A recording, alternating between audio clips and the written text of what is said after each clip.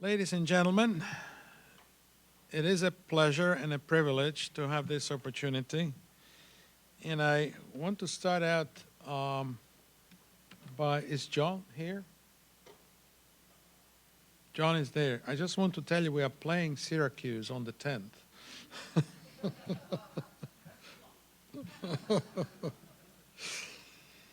I would like to start by, first of all, thanking the organizers of this event. It's Laura. Where is Laura? In fact, if you could stand up, I would appreciate that so we can not Genevieve, Sybil, Miriam, Ashley, Carmen, and Megan are all those who have helped organize this, and they've really put a lot of work into it, so thank you very much.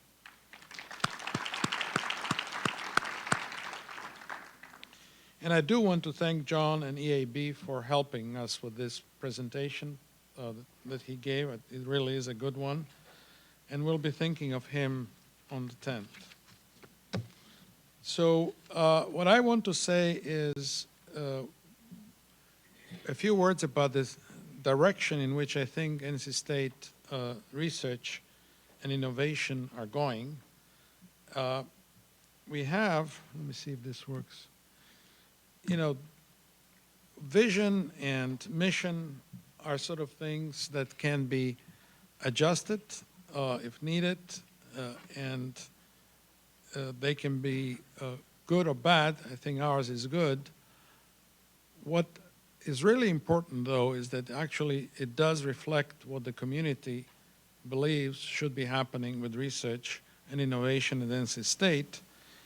And we are in the process of strategic planning. University has started bootstrap the strategic planning. Research office has been doing that now for a month or so, and it'll continue for the next 6 months. And so one of the things that we will be actually asking, not just everybody here, but the community, university community, is to actually help us with that. And we'll be sending out emails with questions. So you should be expecting that, and we really will value and act on your suggestions.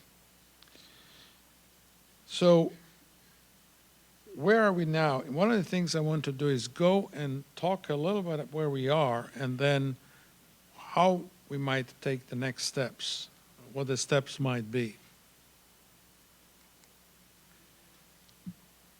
We are doing very well, actually. I don't want to jinx us because it's always possible that things will go sideways, but we are now, for the second, third year, actually, I believe, over 500 million in terms of research expenditures, and that's good.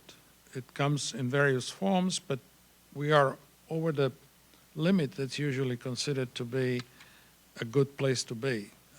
It also attracts more attention from the agencies and everybody else.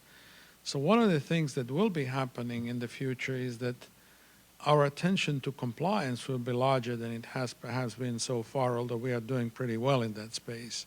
Mostly because when you are over 500 million, there is a tendency by agencies and other sponsors to look more closely at the funding. And so strategically, we have to be prepared to perhaps be more careful about what we do. You will see that few of these things have already surfaced in terms of various memos that went out, and universities in the process of hiring Vice Chancellor for Compliance, and certainly we are in the process of hiring one more person in the compliance office. So, and we'll keep you informed of that. So there is a lot of attention going to that part, but it's not the focus of the strategic plan, but it's an important part of it. We regularly get a lot of accolades. NC State has a number of research-related recognitions. We have new members of the National Academy of Engineering and Sciences this year. We have numerous fellows. For instance, we have 10 career awards at the university, which is pretty good. We have 4 AAAS fellows, and so on. And the list is long. Every one of the departments could probably list a number of people who have received accolades and awards and recognitions. Our scholarly output is growing. Since 2010, it's gone up 38%. And most of the time, actually, probably for the last 3 or 4 years, we have been the top 10 in technology transfer and corporate-sponsored research. So that helps. And we do have good reputation in the whole country regarding both topics. Annual impact of NC State is in billions, and research itself actually has a large impact through the startups and licenses and so on. What, as an example, and I'm probably doing injustice to some because our research awards are many, but one of the examples is that we have a teacher, the large one this year, or last year actually, last fiscal year, was Teacher Education and Learning Sciences Award. A more recent one is AirPo. AirPo is about 5G communications, next generation communications, and the mobility when it comes to flying things, UASs and so on. We have 2 awards which are really fantastic. One went to CALS for essentially plant resilience and microbes, a microbiome that's associated with plants. From Novo Nordisk, it's about $30 million or so, a little bit less. And the other one went to engineering, to biotechnology. So Amy Grunden in CALS and Ruben Carbonell, and this is fairly unique. The total between the 2 is about $60 million, and you don't see that every day. So we are doing really well. We have just received an award in AI training that computer science received. It's about $2 million in over 3 years. But then last year we had, towards the end of the last year, we had a Belk Award that went to College of Education, to Audrey Jagger, and which was 10 million, which is also a huge success. And then we have done other things. We have established IBM Q Hub. Dan Stencil here is the executive director of the IBM Q Hub. It's the only one in the North America right now that's in an academic institution. The other ones that are in North America are ones belonging to Department of Energy at Oak Ridge National Labs. Air Force has one, a few things like that.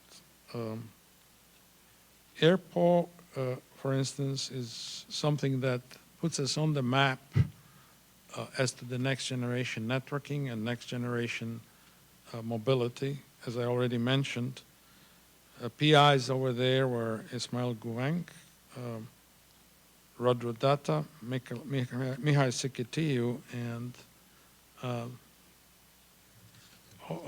Dr. Hoyt, our IT Vice Chancellor. And it is interesting that, and there are many others like this. In fact, I'll show you some statistics, what they look like. So we have been in the business of doing large grants for a long time. But it's interesting that the talk that we just heard earlier is actually going to help us formalize some of these activities at the university level, and we hope that we can move the needle in terms of the changing trends as to where the excuse me, where the money is coming from. So I'd like to start and say a few words about the tail end of the process, not the basic research, but what comes afterwards, which is commercialization, moving it to some practical tools, to some practical devices, to some practical products. So if you look at this slide, I'm not sure if you can read the numbers, all of them, but we are currently, well, last fiscal year, I guess, second in terms of licenses and options executed, fifth in invention disclosures, and fourth in startups launched. This is for universities without medical school. If we put medical schools in there, then it's a slightly different game. So we very often compare ourselves to non-medical peers. And we have a very robust framework right now, which we didn't have a few years back, of getting a startup, for instance, from its initial stages of being essentially a thinking project by faculty or students to actually being financed by venture capital. We have several endowments and several sources of money. One is, for instance, Dougherty Endowment that sort of helps companies or small companies do things which they otherwise couldn't do, maybe travel or pay for lawyers because of the different color of money they might get from other places. There's Chancellor's Innovation Fund, which has invested over 10 million into the startups, and Wolfpack Investors Network that is really successful. It's only been around for a few years now, and it is funding, Chancellor's Innovation Fund funds sort of maybe up to $75,000, which is just a bootstrap for smaller organizations. And then Wolfpack is an angel network. A lot of the people there are really alumni of NC State, and that takes the startups to the next stage. And we also have some interesting products. One is the ice cream. I don't know if you had Howling Cow ice cream, but you can buy it just about everywhere nowadays, and at least in this area. And we also sell beer. It's not our beer, it's a beer, but we sell the name, the Wolfpack name, and that's also available there. So we have a pretty large impact actually, and in fact, if you look at the statistics that we are so far, NC State has something like more than 170 startups. That's over a number of years. Over 5,000 invention disclosures and so on. And the startups bring in about, or expend, I guess, 1.7 billion roughly. So one of the more recent examples is Locus Biosciences. I don't know how many of you know that, but it's a license really for CRISPR technology that was licensed to Janssen Pharmaceuticals and Johnson & Johnson. The value, the eventual value at least of this could be 800 million. But I think it was listed as top 25 or top 15 IPOs potential to look at, and the valuation was more like 4 billion. So we are hoping we get some cut of that if it goes through. So there are a lot of things coming out of NC State that are very interesting. Of course, I'm sure you all know that SAS was originally started here, and Cree Technologies was also started here. There are a few others. So I think we're doing well, and from that perspective. How are we doing from the research side, the front end of the whole thing? We are doing well. In fact, we are doing very well. We have had continuous growth over the last 10 years or so, for sure. There are occasional hiccups. These are expenditures. These are not the money coming in. If there is a recession or if there is something like sequestration, we feel it on the incoming money. But overall, it's progressing. And we actually do have, if you put different glasses on, we actually are very competitive in terms of what we're doing out there. For instance, in 2017, that's the data that's available. New data from NSF for the fiscal 18 will actually be coming out in November.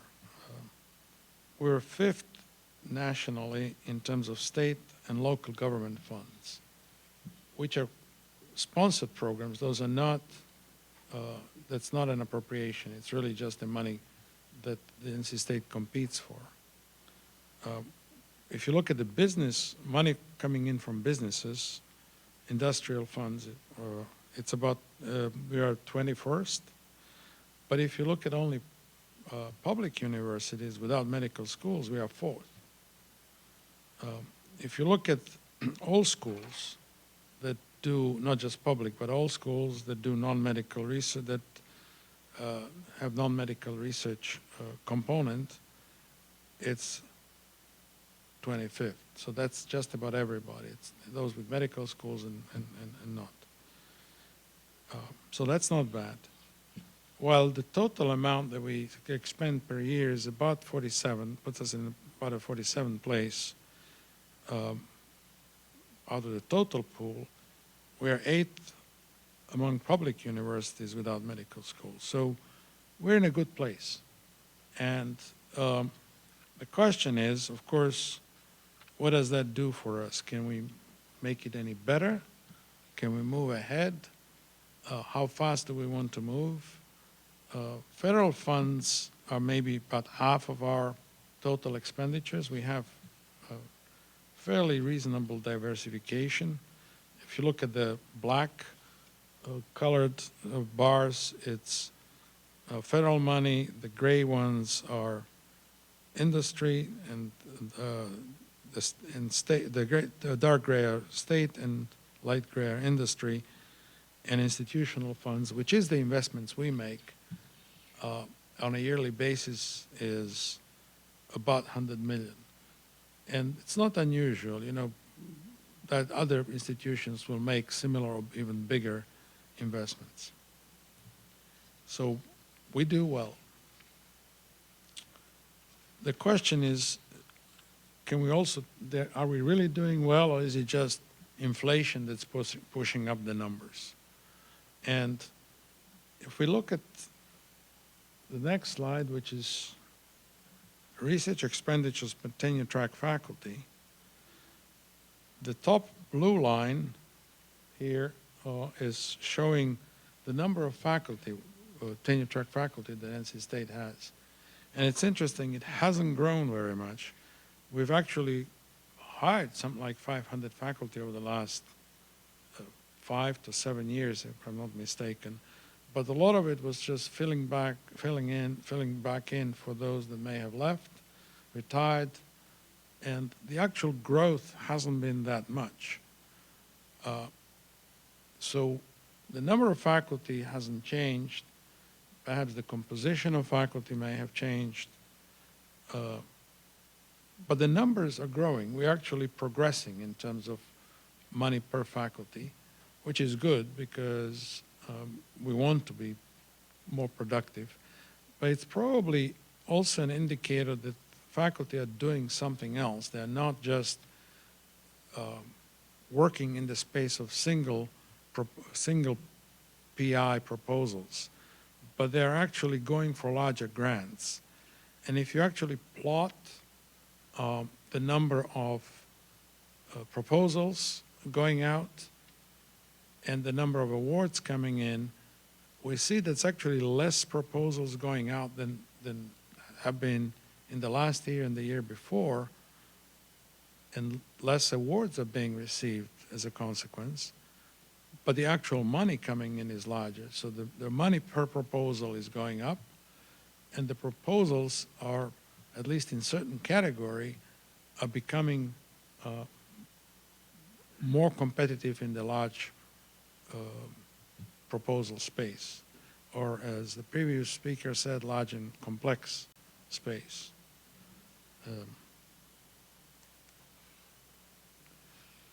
So where are we potentially deficient? Well, if you look at the federal expenditures by agency, the fiscal 18, which is, we don't have the 19 data yet, you can see that we are sort of fairly evenly distributed across the pie. But if you look at specifically different agency numbers and then try to compare us with someone else, we see that, you know, what we are getting from USDA is very competitive, or at least is a lot of money. We're the second largest spender, or grantee, if you like, for USDA. We get more attention from USDA because of that as well. We are ninth when it comes to Department of Energy, and I suspect that large reason for that is the Power America, which is a very successful manufacturing institute. We're not that bad at NSF side. We're 27. But once you start going to other agencies and look at the DOD and Health and Human Services, which is NIH, now we don't have a medical school, so that will probably never be in the top 3 there, because whatever number of medical schools are probably going to be ahead of us. But nevertheless, it's a relatively high order number that we have over here. So some of the obvious places where we should be trying to get additional funding might be DOD, maybe DOE, and Health and Human Services. It doesn't mean that we shouldn't be going to other agencies and make sure that we are competitive in all places. But those are probably places where we can increase our participation. Those places require also very often large collaborative grants to succeed, at least nowadays. And so this is something that we should be aware of. This is an eye chart. I don't think you can really read that. But the thing to remember is the one in the corner, down in the corner there. The green line is the 1 million to 5 million proposals and 1 million to 5 million grants in terms of money. There are also numbers next to that, but money. The yellow one is the 5 million plus. And those two categories are the large, complex proposals. And we can see that, at least in the case of the green line, the numbers of proposals going out are growing. We have 258, for instance, in fiscal 19, which was last year, and then 221 was in 15, or 16 actually. The number of awards also is growing in the green line.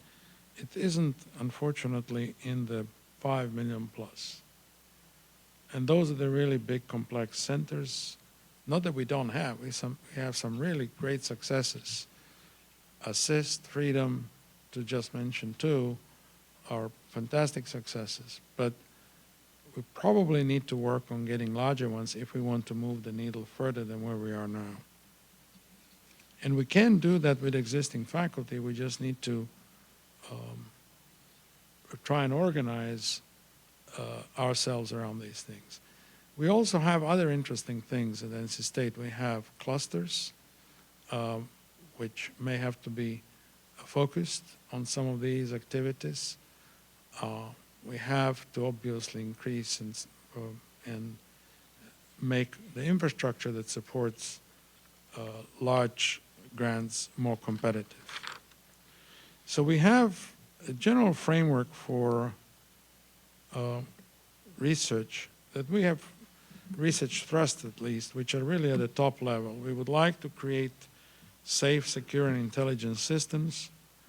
Well, I think everybody would, but the opportunities in there, smart cities, sensors, AI, advanced manufacturing, behavioral sciences, materials, cybersecurity, and on and on.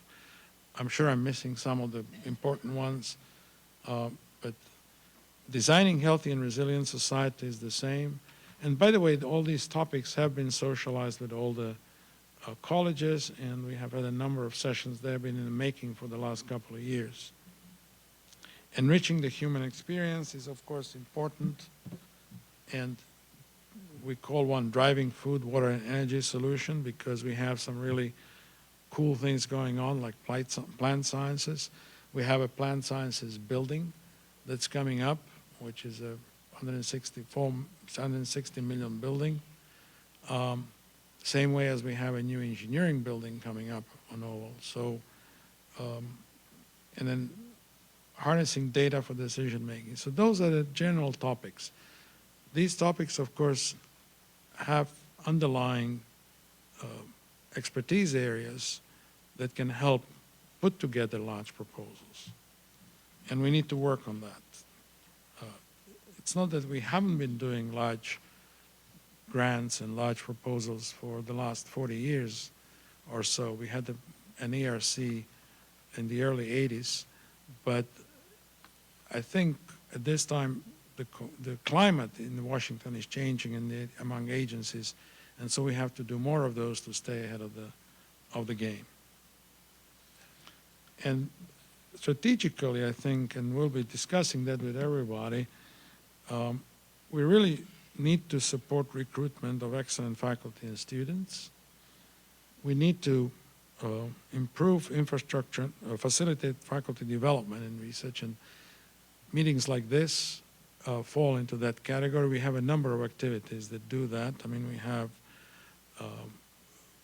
courses and workshops during the year to try and do that, but we need to ramp that up. And improving infrastructure and processes, this is very important. The framework needs to be there to do all this. We obviously want to do commercialization, and partnerships and collaborations are very important. And the other one that NC State is doing much, much better now is telling our story. And I think we need to contribute to that so that we are actually much more visible. I don't think we'll plaster NC State signs all over Washington, but maybe we can start with the railway station down the still. So in the area, some of the items that might be of interest, and I'm not covering everything, I'm just going to give samples, is ERA, which is our new administrative research system that I think we call it RED nowadays. I was hoping to call it RIC actually. But where's RIC? There you go. They wouldn't let me. We do have a high performance computing cluster that's called Henry too. Henry was one of the key people to make it happen. So, and Rick manages the new ERA, so I think it's a fair attempt. But ERA is moving ahead very well. We are probably a couple of years away from really having it fully running, but so far it's doing okay, and it is going to contribute to a much more methodical way of administrating research at NC State, and is part of a strategic development. We really have to have a support for large external projects, better than we have so far. We are doing well, but I don't think but I think there's room for improvements. We absolutely need to have appropriate core facilities, and we'll hear about that very shortly. We have 6, we are contemplating 7th one. One of the things that's really painful is research space. I am quite sure that all research units, particularly very successful ones at NC State, have research constraints that are not necessarily helping them get ahead, and certainly when it comes to large projects. And I think there has to be a policy change at NC State to allow ORI to have much more say which spaces are being used for research and which are not being used for research. And if there are spaces that come to be available, whether research, at least on Centennial campus, should be, the spaces might go to very large successful projects, because some of them do depend on having new space. So that's a strategic question that we will have to ask.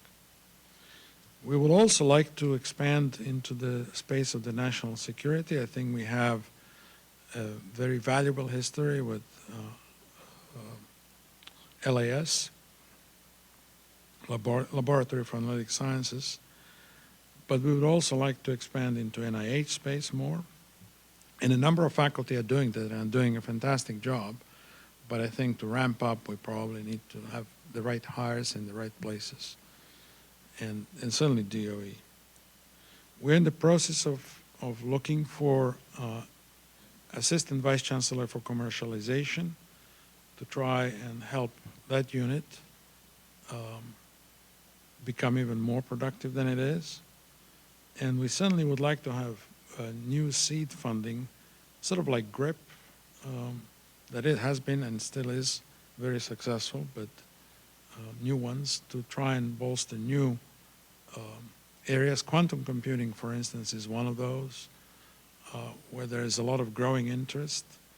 And then we would like to increase faculty engagement, not only internally to break down the barriers, but also externally in going to Washington, for instance, and engaging with agencies, engaging with in an appropriate way. I'm sure Matt Peterson, who was here earlier, will be helping with that in many ways. There are many other things. I could go on for hours, but I think my time's over. So I want to just say one thing, that we are going to go into strategic planning mode.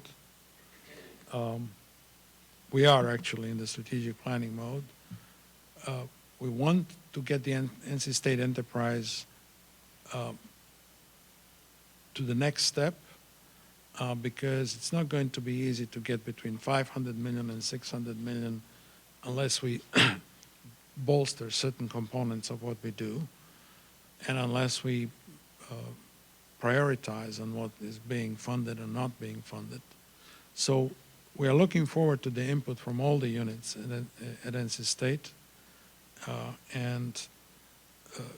All I want to say is thank you again to everybody who is in research, both faculty and administration, because without that, where we are would not have happened. So, thank you.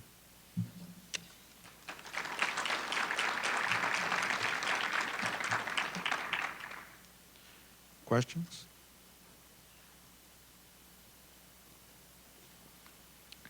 Yes, Henry.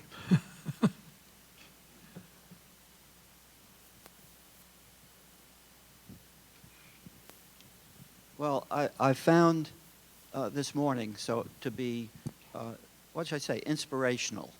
I think it shows how far we've come and how far we've got to go. And looking around the room, I don't see the audience heavily populated with junior faculty who are up and coming. So as a result of some discussions I've had this morning, I think that we ought to plan to try to move. We've got video, we've got slides, to move some of this down into the departments so that all of the faculty could get to see it, to get the idea. We're talking about changes being made in the large complex area. We're talking about getting interdisciplinary work enhanced. So I would like to see your staff, your department led by you, get a smaller package, a 10 or 15-minute package rather than a whole morning, to try and get it into the mind of every faculty member on campus. That's an excellent idea. So we'll certainly try and do that.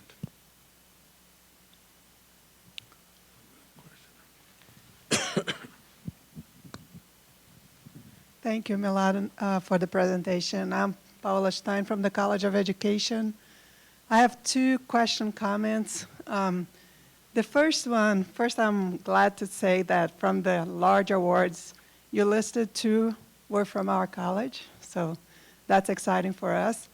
But with those, it comes a lot of, it is hard to implement them, and I think thinking about how to support those large awards would be really important. One example that our speaker mentioned that we experienced, we had to hire 20 people in a month.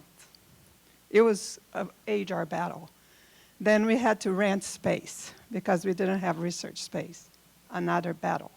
Now we are having to hire post-award folks to spend that money in a year. Spending $6 million in a year is a lot of money, another battle. So I think thinking about not just how to support us to bring the big awards, but what happens afterwards would be very helpful. That's the first comment. The second comment is I think we are doing well, at least in my college, hiring really well, and then we are mentoring them really well, and then we lose them before tenure to other bigger universities who are offering much better packages and salaries, even in education. So I think we need to add to the recruitment, the retention part, because otherwise it's going to be like this. We hire really well. In our college, we really brought some stars a couple of years ago, and basically they're all gone. So yeah, I agree with all the points you made. I mean, it is a problem, it is a challenge, and hopefully HR is going to improve. But we should add all of those things to the strategic needs, if you like, for the research enterprise to grow. So,